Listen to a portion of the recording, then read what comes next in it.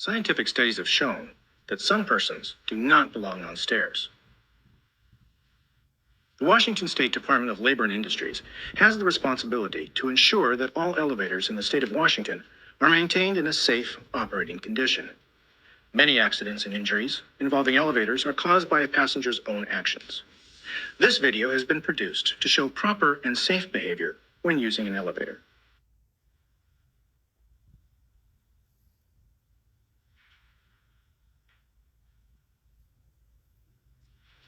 Let's start by seeing how an elevator works. Hello, my name is Jack Day, Chief Elevator Inspector for the state of Washington. I'll bring you all up here to introduce you to some safety features of elevators. One of the first safety features that's built into the elevator is you'll notice this drive sheave, and on this drive sheave are 6 steel cables.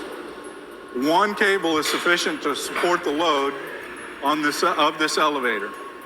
If any one of these cables breaks, you'll have 5 other cables supporting this. And remember, it only takes one to support the load. Another safety feature of an elevator is a centrifugal governor.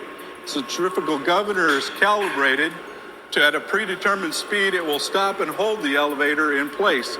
So in chance if the elevator was to overspeed or start to free fall in the down direction, this will stop the elevator and hold it in place while somebody would come and rescue you. Another safety feature is the brake. The brake is calibrated to 125% of the full load capacity of the elevator.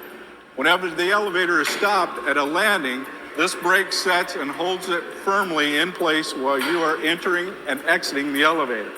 This brake is tested every year to ensure it will hold the capacity of the elevator.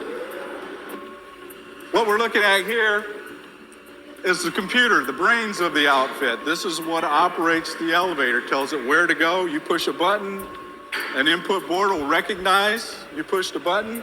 It'll tell the processor to tell the drive to move this elevator and go pick you up. It gets to the landing, it tells it to open the door, close the door. This processor will check itself many times a second for any safety or precautionary issues. It will take the elevator out of service if it recognizes one. Safety features of the elevator include motion detectors within the doors, or push bars. These devices are designed to assist in the prevention of having the doors close on a person's limbs. There is, however, a point of no return. Once the alarm begins to sound, the doors will continue to apply pressure until the doors are closed. This may cause serious injury to body parts, which may have become trapped between the doors. When the building alarm is activated, do not use the elevators. If you are in an elevator when the alarm sounds, do not panic. The elevator will automatically go to a safe floor and open.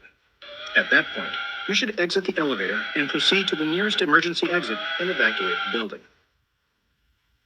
Sometimes a person will be in a hurry and forget, or may not notice, that others are attempting to exit the elevator.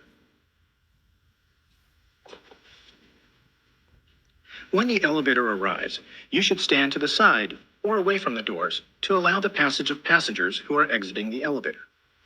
Once all of the exiting passengers are clear of the doorway, then you may enter the elevator.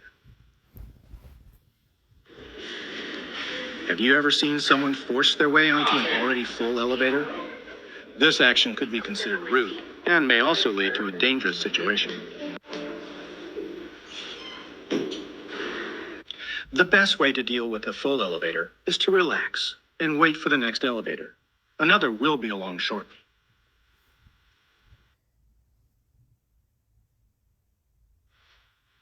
Sometimes, common courtesy issues arise within the elevator.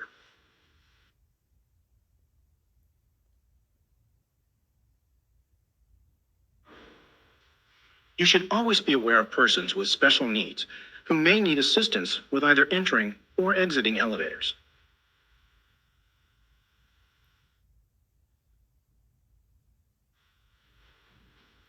Care should be taken with personal items while entering or exiting the elevators. Small items, such as keys, may fall between the elevator and the floor.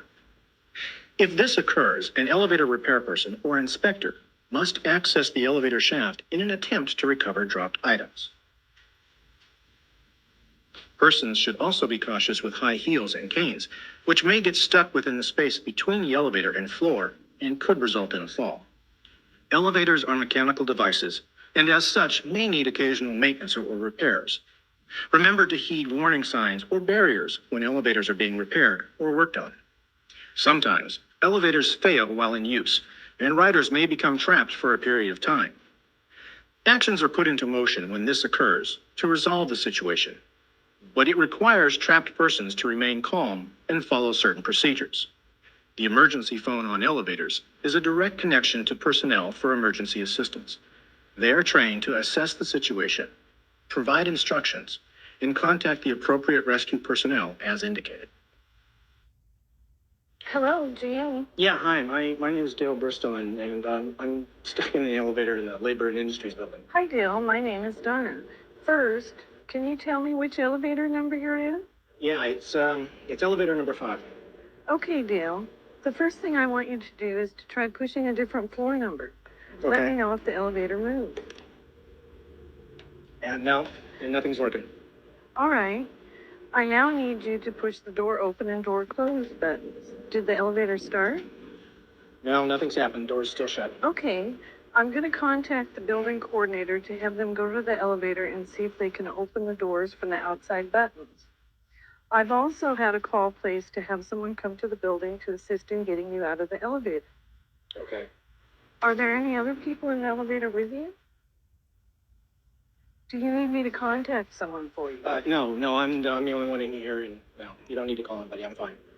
If you like, I can stay on the phone with you until you are able to get out of the elevator. No, that's okay.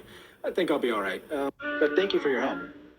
Okay, but if you need anything, just pick the phone up and someone will try to help you. Thanks. Okay, thank you.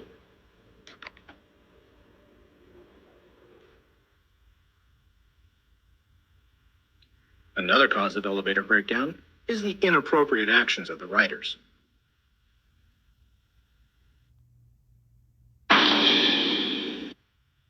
Failure to follow these steps may result in possible injury or death. This is an example of a consequence of not following safety rules and playing around on an elevator. In February 2006, 5 people were inappropriately jumping in an elevator at a Bellevue shopping center. This caused the elevator car to get stuck between floors. They called for help, and while help was on the way, they pried open the elevator doors. 2 men and 2 women squeezed through a small space and jumped to the floor below. The 5th and last person to leave the elevator jumped, but then fell backward and down the elevator shaft to his death.